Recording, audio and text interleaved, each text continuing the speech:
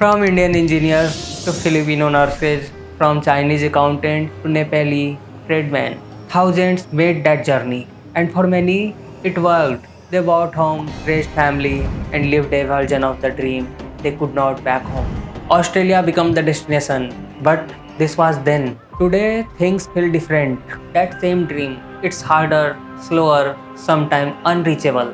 House prices have skyrocketed, wages have not kept up, and many new immigrants are stuck in survival mode, working two jobs, living in shared rooms, and barely making rent.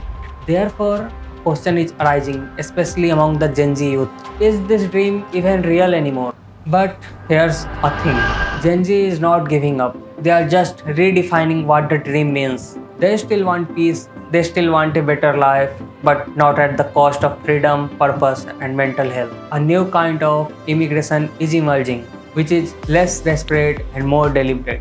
The Gen Z's version does not focus on future, it focuses on what hits them now. This version is different from the original version. The original dream was clear. You move, you settle, you get permanent residency. You buy a home and live a better version of the life your parents had. It worked because Australia had space, had jobs, had a clear pathway. But today Australia is a different country. The economy has changed. Immigration rules are tighter and housing, well, it's no longer just expensive, it's brutal. The same journey now feels longer, lonelier, and far more uncertain, especially for young first time immigrants from Asia.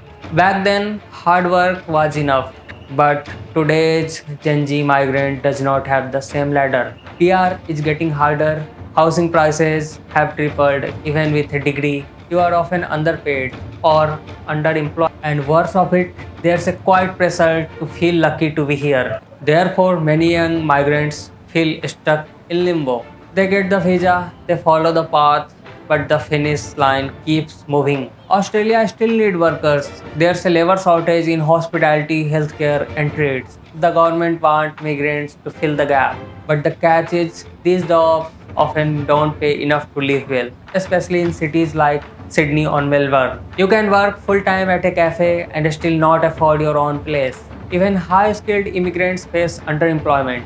You could be a software engineer back in India, but here you are driving Uber while waiting for the interviews. Many Gen Z immigrants feel stuck between survival and ambition. They are working harder than ever, but not moving forward. Australia still offers peace, clean air, and beautiful beaches, but this has a price tag attached to it. A 1 BHK apartment in Sydney costs around 1.8 lakh. Even basic life needs can feel like luxuries. Therefore, many young immigrants are living paycheck to paycheck, not to save or build, but just to stay afloat. Some leave the cities, others leave the country altogether. You thought Australia would feel like arrival.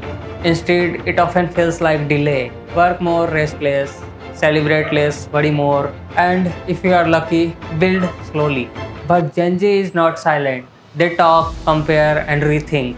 And therefore, many are questioning why I struggle here when I can live well somewhere else. So the shift has begun from remote work in Vietnam to a startup scene in Dubai, from second passports to digital nomad visa in Bali. Young Asians are exploring new dreams. It's not just about jobs, it's about lifestyle, communities, and peace of mind.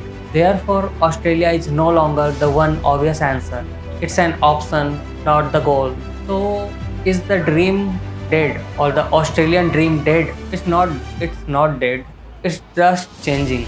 The old Australian dream was about ownership.